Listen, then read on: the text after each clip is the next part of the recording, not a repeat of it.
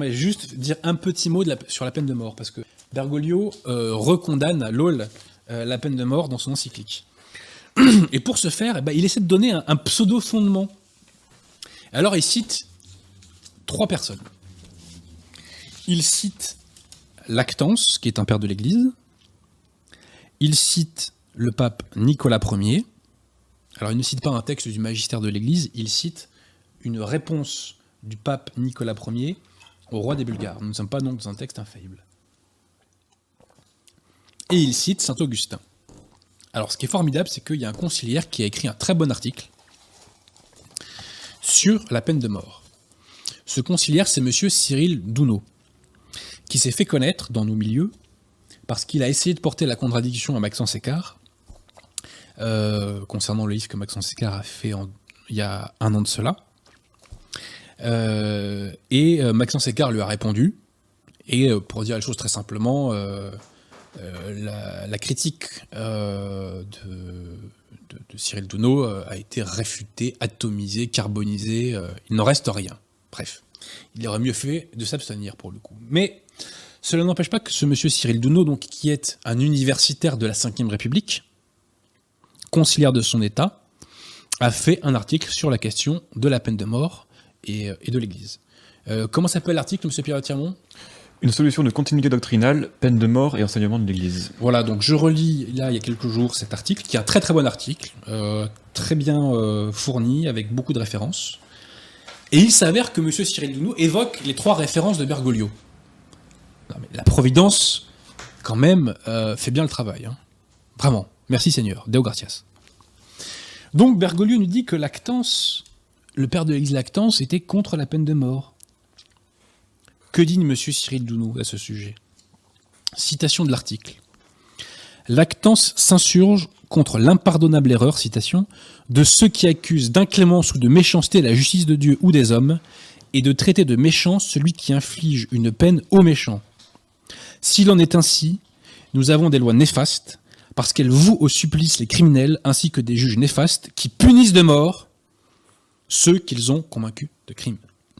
Le juge qui frappe les crimes n'en est pas moins un juge intègre et juste, car il veille au salut des bons en châtiant les pervers.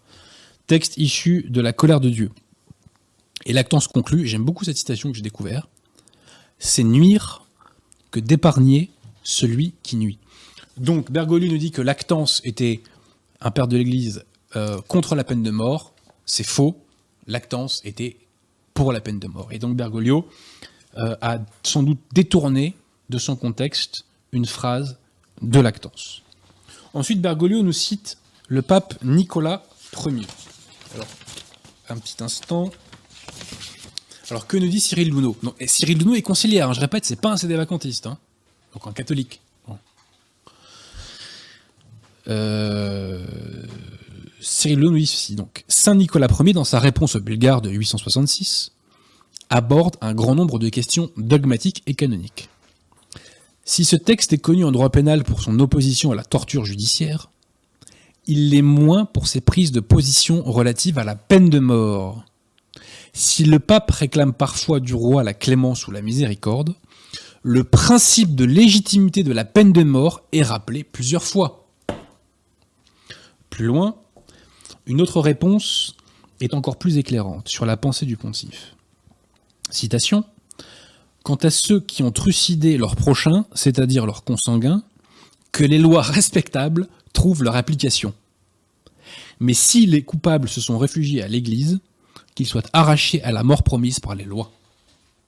Donc ce que nous dit le pape, c'est qu'il est pour la peine de mort, mais que ceux qui se réfugient à l'Église pourront échapper à la mort. Voilà. Mais comme nous dit Cyril Douno, la légitimité de la peine de mort est réaffirmée par le pape Saint Nicolas Ier. Donc Bergoglio, une fois encore, a extrapolé, a détourné le sens d'une citation.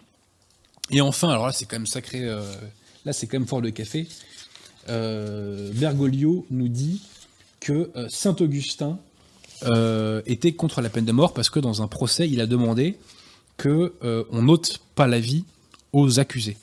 Mais on peut très bien être pour la peine de mort et considérer que des individus ne méritent pas la peine de mort dans un cas d'espèce. Et comme nous allons le voir, saint Augustin a parfaitement validé la peine de mort. Donc, citation de M. Cyril Douno.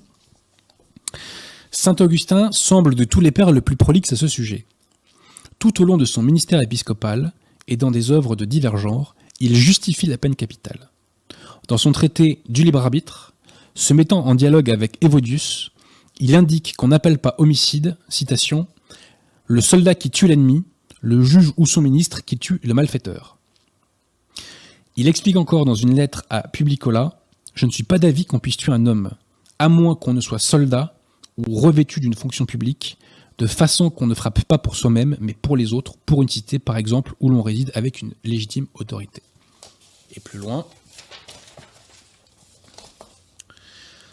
donc Cyril Douno nous dit, cette présentation de la peine se trouve dans la cité de Dieu, citation, la même autorité divine qui a dit tu ne tueras pas, a établi certaines exceptions à la défense de tuer l'homme. Dieu ordonne alors, soit par la loi générale, soit par précepte privé et temporaire, qu'on applique la peine de mort. Je répète, Dieu ordonne alors, soit par la loi générale, soit par précepte privé et temporaire, qu'on applique la peine de mort.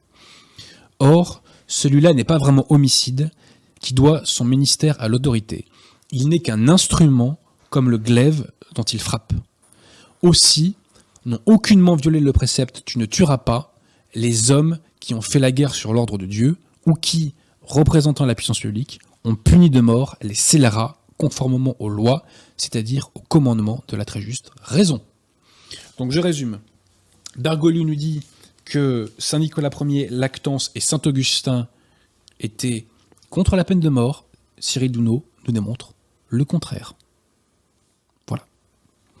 Donc,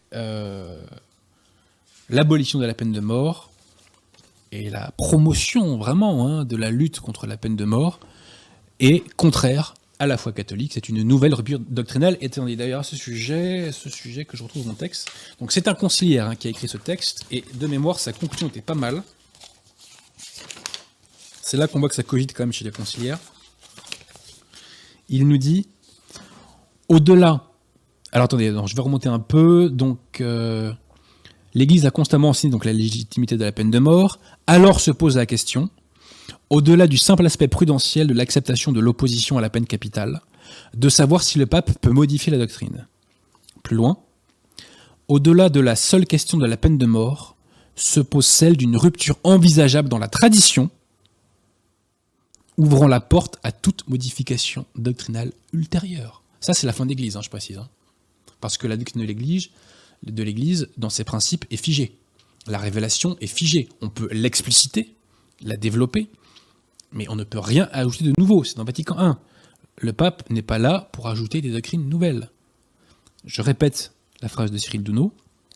Au-delà de la seule question de la peine de mort, se pose celle d'une rupture envisageable dans la tradition, ouvrant la porte à toute modification doctrinale antérieure. Je ne connais pas le fort interne de Cyril Douno, mais cette phrase n'est pas compatible avec la foi catholique. Un catholique bien formé, et je crois que M. Cyril Douno a reçu quand même une certaine formation, sait que la doctrine de l'Église ne peut pas changer en matière de foi et de mort. Ce n'est pas possible.